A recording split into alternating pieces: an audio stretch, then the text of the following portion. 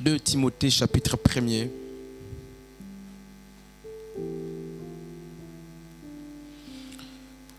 Le verset 6.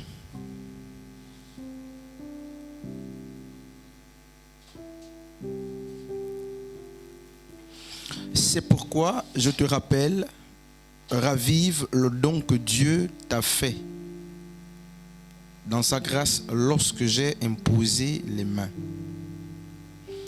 Ailleurs, il est dit, n'est-ce pas, ravive la flamme. Je te rappelle ou je t'exhorte de raviver la flamme du don que tu as reçu par imposition de main. Et c'est une épître pastorale comme Tite. Timothée est dans une période où le doute et la peur, la tristesse, même la timidité sont en train de gagner le terrain en lui. Et son père se rend compte que le zèle qu'il avait autrefois dans l'exercice du charisme des dons avait baissé.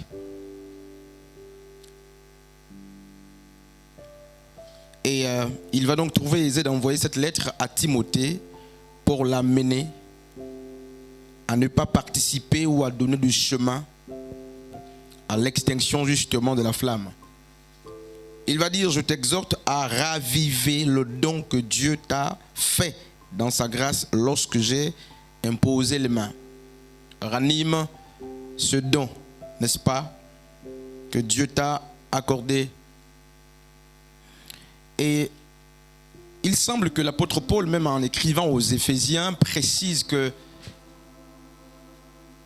Dieu, ou le don de Dieu, les charismes que nous avons, d'une part, et même le zèle que nous avons de Dieu, d'autre part, est comme, n'est-ce pas, une braise, un feu qui peut diminuer, qui peut s'éteindre. Qui peut diminuer à cause justement des raisons intérieures, c'est-à-dire des choses qui sont propres à nous, qui ne touchent pas forcément les autres et qui ne sont pas forcément à assimiler, n'est-ce pas, à l'activité du diable ou de Satan. Il est question justement des passions de la chair ou des désirs de la chair qu'il a davantage justement refroidi ou blâmé dans Galates chapitre 5 là-bas, 4 surtout. Lorsqu'il dit les désirs de la chair sont nombreux, n'est-ce pas? Ils sont opposés à ceux de l'esprit. Paul parle des réalités attachées à notre nature adamique, notre chair, notre corps qui est la poussière, a des exigences qui parfois sont assimilées par ignorance ou par exagération à l'activité de Satan. Regardez ce que Jésus va dire à Pierre, n'est-ce pas? Tes pensées sont charnelles ou humaines, arrière de moi Satan, parce que tes pensées sont, n'est-ce pas, charnelles. Et en le disant, Yeshua est en train de dire que ce qui est propre à l'homme peut être justement assimilé à Satan, surtout lorsque cela s'oppose, n'est-ce pas, à la voix ou à la volonté de Dieu. Je ne dis pas que tout ce qui est propre à l'homme est satanique, parce que Satan est d'une part, l'homme est d'autre part, et Dieu aussi, l'esprit est d'autre part. Mais lorsque les désirs, n'est-ce pas, de l'homme font obstruction à la volonté de Dieu, assez souvent, les Écritures les attribuent, n'est-ce pas, aux démons ou à Satan. Non pas qu'ils sont inspirés par Satan, ce sont des appétits, des hormones, ce sont des appétits, n'est-ce pas, de la chair. Les appétits, n'est-ce pas, de notre nature pécheresse, c'est-à-dire notre nature adamique. Ce sont les exigences de la chair, n'est-ce pas, et du sang. Et si Timothée a été exhorté à raviver la flamme, alors que la peur, la timidité, le doute, n'est-ce pas, et même semble-t-il le manque de sagesse était en train de battre campagne dans sa vie, nous aussi, n'est-ce pas, nous avons besoin de nous greffer à cette épître pastorale. Nous avons besoin justement de partager avec Timothée cette expérience, du moins pour ceux qui savent ou qui estiment que beaucoup de choses sont en train, n'est-ce pas, d'être refroidies. Et je n'ai pas envie d'évoquer les raisons justement du sommeil. Du moins chacun pour sa part peut davantage rentrer dedans de soi pour se rendre compte des réalités ou des choses qui participent au sommeil, n'est-ce pas? Et regardez ce que Dieu me siffle, n'est-ce pas? Matthieu 25, je vais lire la parabole de 10 vierges. Ce jour-là, il en sera du royaume des cieux comme les 10 jeunes filles qui prirent leurs lampes et s'en allèrent à la rencontre du marié. 5 d'entre elles étaient, n'est-ce pas, insensées, et les 5 autres étaient avisées. Les jeunes filles insensées prirent leurs lampes sans penser à emporter de réserve d'huile, mais celles qui étaient avisées prirent avec leurs lampes des flacons, n'est-ce pas, contenant de l'huile. Comme le marié se faisait, n'est-ce pas, attendre, elles s'assoupirent toutes. C'est très important. Et finirent par céder au sommeil. À minuit, un cri retentit. Voici l'époux, allez à sa rencontre. Toutes les jeunes filles se levèrent et préparèrent leurs lampes. Alors les jeunes filles insensées s'adressèrent à celles qui étaient avisées. Donnez-nous de votre huile, car nos lampes sont, n'est-ce pas, en train de se teindre. Mais celles-ci leur répondirent, non, il n'y aura jamais assez pour nous et pour vous. Courez plutôt, vous en achetez, n'est-ce pas, le marchand. Elles partirent en chercher. Pendant ce temps, le marié arriva. Celles qui étaient prêtes entrèrent avec lui dans la salle de noces et l'on fermant la porte. Bref, je m'arrête ici. Le contexte justement, ou l'exégèse si vous voulez, c'est Israël en plein sommeil. Et à cette époque justement, la mort est rentrée, le péché est rentré, l'éveil semble-t-il est en train de disparaître. Et minuit marque justement sur les 4 temps, ou du moins les 4 moments, lorsqu'on divise le temps sur les Hébreux, il y a 4 moments. Et minuit est une période justement très, très, très sensible. Regardez justement ce que le verset 5 nous dit. Comme le marié ou l'époux tardait de venir, les filles ou toutes les vierges s'assoupirent. Et j'ai envie de m'arrêter par là pour comprendre. Il se passe que les réserves ne sont pas un argument suffisant pour qu'on reste éveillé. Celles qui ont dormi ne sont pas que les 5 folles. Il est dit toutes les vierges. Donc celles qui étaient avisées et celles qui n'étaient pas avisées à cause, n'est-ce pas, du temps que mettait l'époux pour arriver au lieu de noces ou de rendez-vous, toutes ont dormi. Toutes ont dormi, même celles qui étaient avisées. Frères, il semble que le sommeil n'est pas, n'est-ce pas, propre à un type de personne. Il semble que, n'est-ce pas, dormir ou manquer de veiller n'est pas propre seulement aux personnes qui sont assez vigilantes. Le fait que le maître ait mis du temps a amené beaucoup à se donner à d'autres activités traduites par le sommeil, à se déconcentrer, à se donner à tout.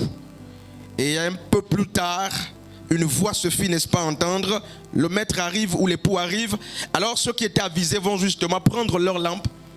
Et parce qu'il y avait des réserves en huile, elles vont, n'est-ce pas, recharger les lampes qui vont les permettre justement d'aller rencontrer l'époux. Pendant ce temps, celles qui n'avaient pas veillé, mais quand même qui sont sorties du sommeil, mais sont restées, elles sont réparties au village de la parabole, chercher de l'huile. Certainement, elles ont trouvé. D'ailleurs, elles ont trouvé. Mais à leur retour, la porte était totalement fermée. Frères et sœurs, hommes et femmes de Dieu, l'assoupissement est, n'est-ce pas, l'apanage de tout le monde. De tout le monde, des pasteurs, des diacres, des anciens, des pianistes, des chantres. Chacun peut s'assoupir. Tout dépend de l'activité qu'on fait et tout dépend de notre manière d'alimenter justement notre zèle, notre foi. Elles se sont toutes assoupies. C'est-à-dire la flamme a baissé complètement. Elles ont même dit nos lampes sont en train de s'éteindre. C'est-à-dire la flamme est en train de diminuer. Et que fallait-il? Il fallait de l'huile, n'est-ce pas, pour continuer de faire allumer. Du moins pour continuer de faire briller la lampe. Je sais, comme j'aime le dire, nous avons tous les lampes. Le psaume, je crois, 105, verset 119, nous rappelle que, n'est-ce pas, ta parole est une lampe à mes pieds et une lumière sur mon sentier. Donc, pour ceux qui sont en Christ, nous avons certainement tous les lampes. Mais il y a la grande différence que, n'est-ce pas, les lampes doivent être entretenues en permanence par l'huile, de peur, n'est-ce pas, que la flamme ne s'éteigne, de peur que la flamme ne diminue en termes, n'est-ce pas, d'intensité. Tu peux répéter là-bas, sur le piano. Donc, frères et sœurs, quelqu'un a-t-il une lampe? C'est une bonne chose. Quelqu'un a-t-il de l'huile? C'est encore une bonne chose. Mais il nous faut davantage avoir de l'huile. Or, l'huile nous parle de quoi? On l'a vu avec beaucoup d'enseignements. L'huile, n'est-ce pas, c'est l'Esprit de Dieu. L'huile, c'est aussi le zèle. Et il peut arriver justement que cette huile tarisse. Il peut arriver que cette huile baisse en intensité. Et Paul, par 2 Timothée chapitre 1er, le verset 6, remarque que la flamme ou l'huile dans la vie de Timothée est en train de baisser. Et il va plus loin pour dire que l'esprit que nous avons reçu n'est pas un esprit de timidité, mais un esprit de force et de sagesse. Et s'il emploie ces deux expressions, c'est que là se trouvait le problème de Timothée. La timidité l'avait gagné certainement. La peur, n'est-ce pas, et le doute, ces choses l'avaient gagné. Et en parlant aux Éphésiens, justement, chapitre 6e, Paul dira, prenez toutes les armes de Dieu pour, regardez, tenir dans les jours mauvais. Il semble que dans ce contexte, l'Église n'est pas assez offensive, mais trop défensive pour tenir dans les jours mauvais. Prenez. Et plus loin, il dit, tenez ferme.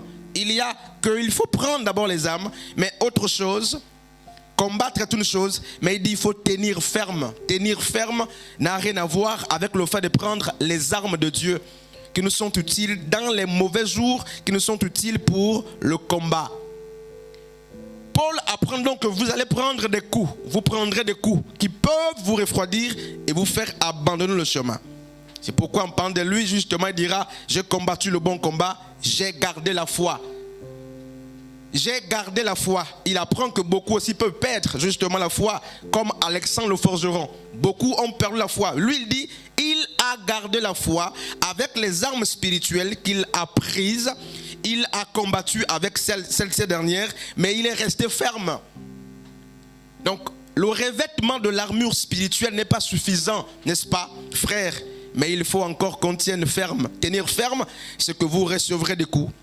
Il arrivera des moments justement où votre niveau d'eau sera très bas. Mais n'abandonnez pas. Et il y a Timothée, ravive la flamme. Reprends, n'est-ce pas, le feu que tu avais autrefois. Reprends la flamme, l'intensité, le zèle que tu avais autrefois.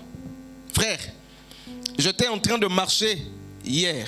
Hier, j'ai quitté le travail pour AONG. J'allais justement prendre la télécommande puisque celle qui était là est détruite. Puis je crois que j'avais 10 000. Et puis, mais ça ne pouvait pas suffire parce qu'il fallait prendre autre chose. Je me suis rendu compte que je n'avais pas assez d'argent sur moi. Puis je me suis lamenté sur place. Je dis, mais comment est-ce que je vais rentrer? J'étais pressé de suivre le discours du président et le match, qu'on n'a pas malheureusement diffusé sur les chaînes Canal. Et bien, je me suis rendu compte qu'avec les achats que je devais faire, ça ne pouvait pas suffire. À l'instant, je me suis lamenté. C'est-à-dire, petitement, je me suis dit, j'étais mal. Je n'ai pas voulu venir et repartir. J'ai dit, comment c'est possible? Je suis parti du travail directement pour AONG pour acheter ces choses.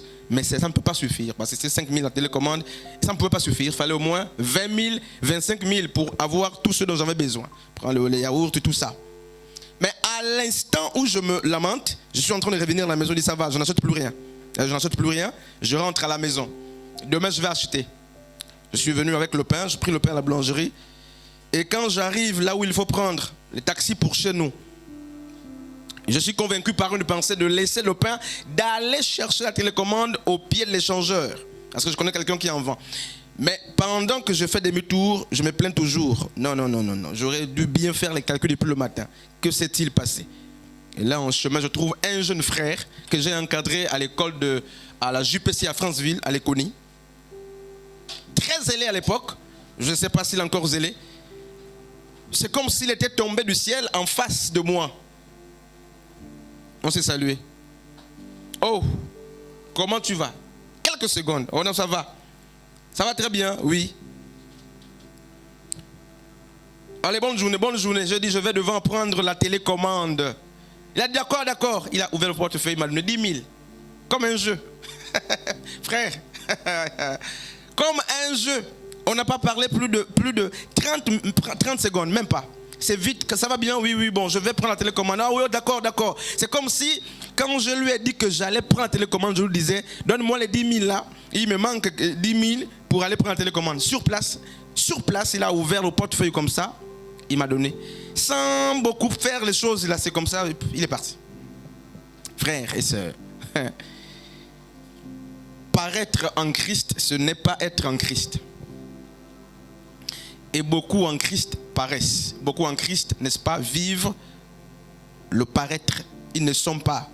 Et lorsqu'on paraît en Christ, ça veut dire qu'on n'est pas. Et si on n'est pas, et si on paraît, c'est qu'on est faux. Parce que Dieu ne nous connaît pas. C'est-à-dire que les réalités bibliques, n'est-ce pas, ne sont pas vérité en nous.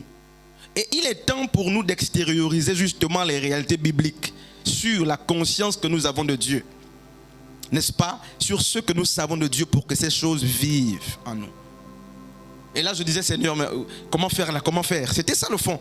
Comment faire? Aller à la maison, revenir. Je vais rater donc le discours du président aujourd'hui et le match. Et là, Dieu va susciter un ange.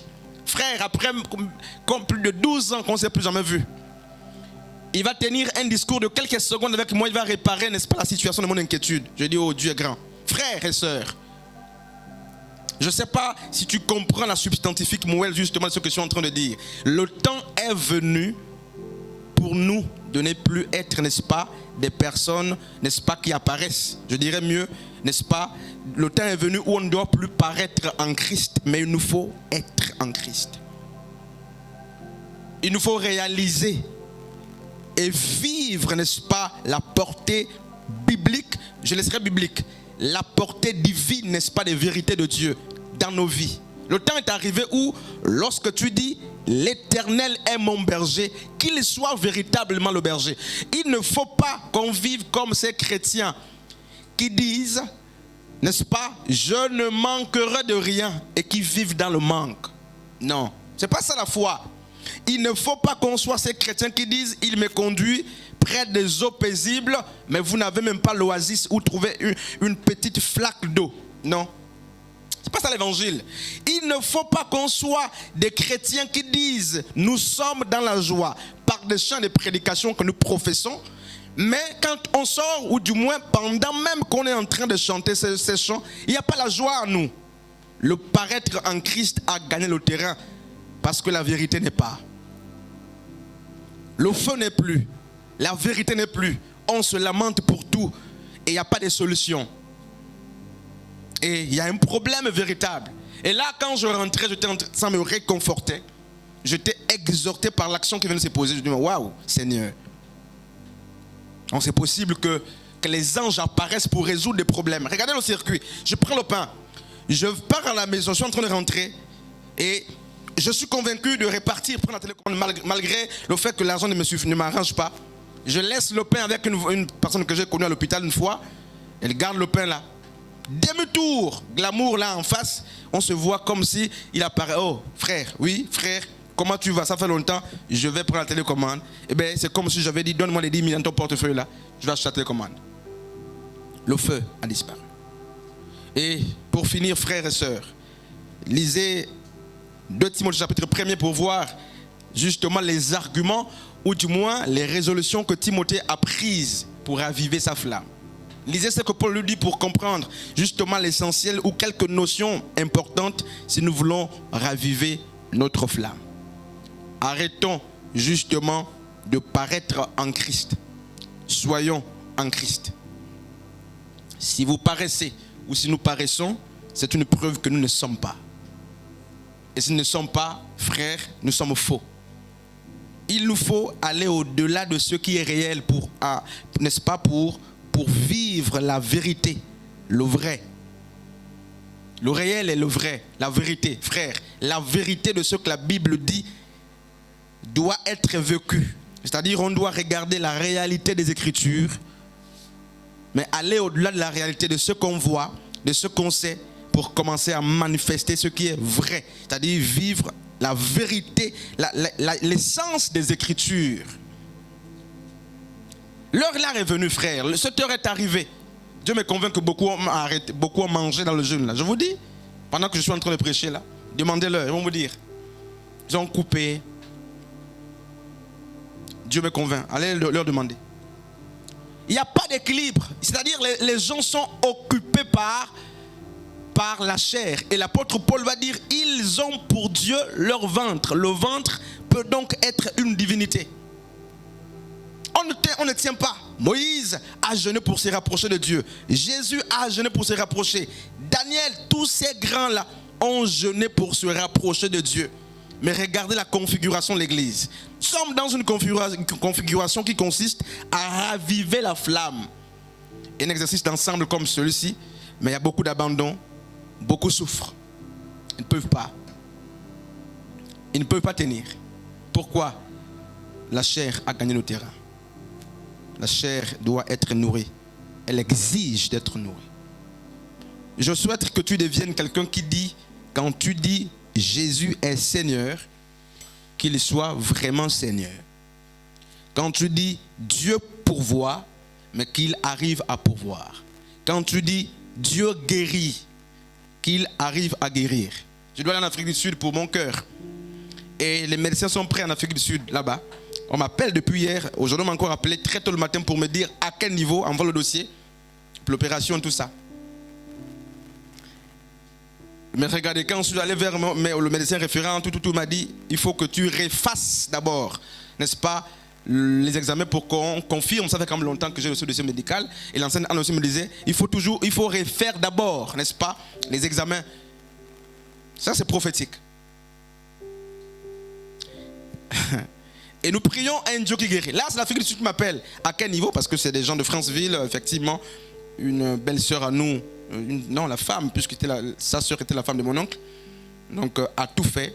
Avec la CNAMGES, l'Afrique du Sud, les hôpitaux. On est prêt à me recevoir là-bas. Mais Dieu me convainc autrement. Je ne sais pas si je veux partir, je ne partirai pas. Je ne sais pas pourquoi. Maman Anne me dit, refais tes examens. Je ne sais pas pourquoi. Là-bas, ils mettent la pression. Et pourquoi mon médecin référent me dit, il faudrait d'abord refaire le bilan pour renouveler le dossier médical. Frères et sœurs, l'heure est venue où nous devons être, n'est-ce pas, dans la vérité de l'évangile. J'ai lu Paul et il disait à un autre que j'ai laissé un tel malade. Je me suis dit, oh Seigneur, Paul, comment le grand Paul peut laisser quelqu'un malade et partir en voyage? Paul que nous connaissons là, lisez bien Paul. J'ai laissé un tel malade, voilà je suis venu, mais c'est-à-dire il est resté malade. Je l'ai vu malade, il est resté malade, je suis allé. Et j'étais en train de dire, comment c'est possible? Donc c'était possible ces choses. Frères et sœurs, la flamme doit être ravivée. Et regardez les lampes qui étaient en train de sombrer, c'est par l'huile que les lampes ont repris vie. C'est par l'huile que les lampes ont repris vie. C'est par l'huile que les lampes ont repris vie. C'est par l'huile que les lampes ont repris vie. Ces 5 sages, leur sagesse résidait non pas dans le fait d'avoir des lampes allumées, non pas dans le fait d'avoir les lampes, mais leur sagesse résidait dans le fait de prévision. Frères et sœurs, il y a des gens qui ont des vraies bases, n'est-ce pas, des fondements solides, qui peuvent sombrer avec vous, mais qui vont se lever et courir lorsque le temps convenable viendra. Et vous, vous resterez. Amen. Vous resterez. Soyons comme ces sages filles ou vierges qui, au-delà de la lampe, ont compris que la vie de la lampe dépend, n'est-ce pas, de l'huile. La lampe ne suffit pas. Prêcher, connaître la parole, évangéliser, ces choses-là. La lampe, ce n'est pas suffisant. Il faut en puissancer la parole de Dieu, donner vie. C'est pourquoi Jésus a dit, vous sondez les Écritures pensant trouver la vie en elles. Les Écritures ne donnent pas la vie aux gens. Il n'y a rien dedans. C'est pourquoi les pharisiens, les sadducéens, les scribes, n'est-ce pas, toutes ces personnes connaissaient les Écritures, mais il n'y avait pas la vie. Parce que la vie vient d'ailleurs. La vie vient de l'huile. La vie vient de l'Esprit de Dieu. Et si ta lampe est en train de s'éteindre, si ta vie est en train, n'est-ce pas, de rentrer dans l'obscurité, pose-toi les véritables questions, ou du moins la véritable question. Avec quoi peut-on ou doit-on rallumer la lampe, raviver la flamme? Mais Matthieu 25 dit avec l'huile. L'huile ravive la flamme. Mais si tu n'as pas l'huile, ou du moins si ton huile n'est pas, n'est-ce pas, mais prête, que faut-il faire? Que feras-tu, frères et sœurs? Si tu n'as pas de prévisions, des fondements solides, tu n'as pas veillé à être justement quelqu'un de sage, qui sait se tenir, reprendre les choses, n'est-ce pas, élémentaires et importantes, nécessaires. Lorsqu'on se réveille, n'est-ce pas, du sommeil, il y a une aptitude ou une attitude à avoir. Toutes les filles qui se sont réveillées ont cherché l'huile. Ou du moins, ont cherché à prêter leur lampe. Toutes. Ne te vante pas, frère. Ne te vante pas d'être justement, mais une sage.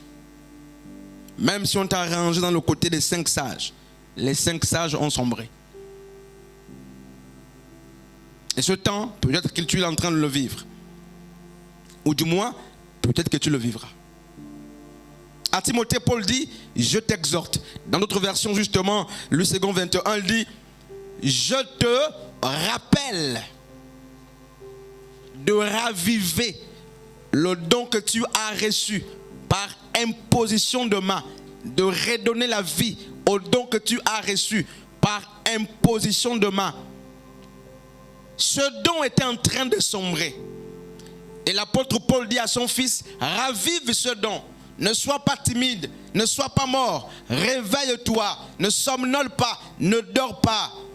Lève-toi d'entre les morts. Frères et sœurs, l'heure est à, n'est-ce pas, révisiter les dons, révisiter notre manière de faire, revoir justement si nos lampes ne sont pas éteintes. Et si elles sont éteintes, que chacun prenne de l'huile.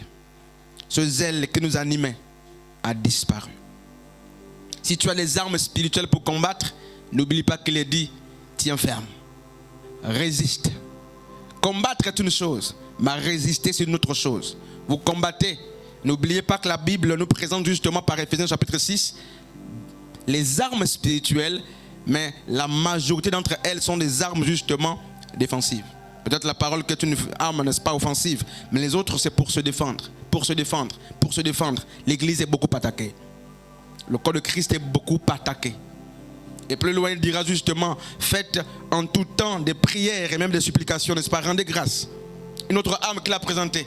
Frère, il semble que Paul, au-delà du fait qu'il donne les armes pour, n'est-ce pas, lutter dans le combat ou les batailles, il montre aussi, n'est-ce pas, d'autres armes qui nous aident à tenir ferme, pas à combattre, à tenir ferme, c'est-à-dire à lutter, à résister, à résister. Quand Pierre dit, n'est-ce pas, le diable, votre adversaire, rôde autour de vous comme un lion rugissant, cherchant qui dévorer. Quand on nous appelle à résister, résistez au diable et il fuira loin de vous. Résister au diable et il fuira loin de vous. Ne dit pas forcément attaquer le diable, combattre le diable. Résister, mais avec quoi, n'est-ce pas, est-ce qu'on peut résister? Avec quoi? Dans quelle atmosphère? Comment est-ce que tu peux résister? Ou comment est-ce que tu vas résister? C'est-à-dire qu'il te met les coups, tu résistes. Tu ne quittes pas la place. Il te tape, peu importe, tu encaisses. Il ne faut pas oublier que tu encaisses. Et tu vas encaisser dans ce combat. Mais l'objectif, Paul dit, c'est de garder la foi. Ce n'est pas de tomber, c'est relever. Ce n'est pas ça. Ça c'est dans le processus du combat. C'est de garder la foi. La finalité, c'est de garder la foi. Et je sais que ce n'est pas ce que je souhaite. Mais je sais une chose, c'est que dans 5 matins, d'aucuns parmi nous pourront être de l'autre côté, du moins retourner. C'est fort, frère. J'ai vu, celle qui est à côté, c'est une sœur. Heureusement qu'elle continue, on a commencé l'école le dimanche ensemble. Mais il y a beaucoup que j'ai connus, avec qui j'étais, qui sont repartis. Depuis, qui étaient des modèles pour nous, des pères, semble-t-il, des aînés, qui sont repartis. Ce n'est pas une garantie, frère. Il n'y a aucune garantie, n'est-ce pas, dans la maison du Seigneur qui t'amène à penser que tu vas rester toujours, n'est-ce pas, debout. C'est pourquoi l'apôtre Paul dit que celui qui est debout prenne garde de ne pas tomber. Fais attention, ne pas tomber, ne pas sombrer. Fais attention. Être debout est une chose, mais veiller à ne pas tomber est une autre chose. Et qu'est-ce que ça peut t'inspirer de voir le frère t'aider demain dans le monde? L'ox ici, boucle ici, grosse chaînette par là, peu importe. Qu'est-ce que ça peut inspirer? Tu diras, oh, l'homme là, ou cet homme, nous étions ensemble à telle époque. Nous avons servi ensemble. Et regardez ce qu'il est devenu. Comme les 5 folles qui n'ont pas des racines très poussées. Paraître est une preuve qu'on n'est pas. Et quand on paraît dans la présence du Seigneur, c'est-à-dire en présence de Dieu, ça veut dire qu'on n'est pas. Et quand vous voyez les gens chanter, l'Éternel est ma force, le sujet de mes louanges, sorti de là, et n'est-ce pas, dans la peur, regardez, c'est le paraître. Les gens disent, n'est-ce pas, l'Éternel est mon berger, je ne manquerai de rien. Il manque de tout, c'est le paraître. Et la vie du paraître dans l'église a gagné le terrain, frère. Très peu de personnes expérimentent eux-mêmes, dans le calme, la présence de Dieu, la sérénité. C'est-à-dire, je l'ai vécu hier, c'est-à-dire, je sentais que quelque chose n'allait pas. Je voulais à tout prix rentrer avec d'autres choses et la télécommande. Parce que j'avais 2 objectifs, écouter le discours du président, du moins suivre l'interview du président et le match. Donc j'étais embarrassé, mais ce n'est pas suffisant. Que faire, Seigneur? Amen. Je voudrais justement que l'Église revive ces expériences. Ces expériences. Où est l'eau? L'eau apparaît. Je n'ai plus rien pour le loyer, ça apparaît. Je n'ai plus de quoi, n'est-ce pas, me nourrir, ça apparaît. C'est encore possible. Mais une chose, frère, pour finir, la flamme doit être ravivée. La flamme doit être ravivée. Ne gardons pas les lampes sous des boisseaux ou sous le lit. De temps en temps, prends la lampe et regarde si elle est allumée. Si elle est allumée, c'est une bonne chose. Regarde la flamme. À quel niveau se trouve la flamme? Ça, c'est une autre chose. Mais regarde aussi, tu as l'huile à côté. Est-ce qu'il y a l'huile en permanence de sorte que chaque fois que la flamme voudra, n'est-ce pas, baisser, tu vas la placer ou la mettre pour redonner, n'est-ce pas, la vie à ta lampe? Ravivons la flamme. Jacques a dit, approchez-vous de Dieu et il s'approchera de vous. Ravivons la flamme. Nous avons été gagnés par la distraction. La distraction nous gagne, vraiment. Ravivons la flamme. Vivons des expériences personnelles avec Dieu. Et si tu te rends compte que ton feu diminue. Tu as vu comment tu prêchais hier? Comment tu chantais hier? Comment tu évangélisais hier, comment tu modérais hier, peu importe l'activité dans laquelle tu te trouvais. Mais quand tu fais une étude comparée du présent moment et l'instant passé, y a-t-il une évolution dans ta manière de prêcher, ta manière de chanter, ta manière de peu importe, ou il y a une régression? C'est là les vraies questions qu'il nous faut nous poser. Pas besoin de regarder l'autre, toi-même. Est-ce que ma manière de prêcher a changé? Est-ce que je sens que j'ai gagné? Est-ce que mon don est entretenu? Est-ce que les résultats escomptés, je suis en train de les atteindre? Est-ce que autant de questions justement qui peuvent se replier sur soi-même, sans promener les regards inquiets, sur soi-même, sur soi-même, sur soi-même. Et si je ne peux plus servir comme avant, qu'est-ce qui explique ce relâchement? C'est là les questions fondamentales que l'Église doit se poser. Pas chercher les techniques pour envier, pour accuser, pour critiquer, pour calomnier. Cherche les vraies techniques pour réparer, n'est-ce pas, ta vie spirituelle qui est en train de s'abîmer. Je vous dis que Dieu, ça c'est Dieu qui me convainc. Ils ont mangé. Ça c'est maintenant, je vous dis, Dieu me convainc, ce n'est pas une pensée. Ils ont mangé là, beaucoup. Ils vont vous dire. Et d'autres vont vous mentir. Qu'ils continuent de jeûner, ils mangent chez eux.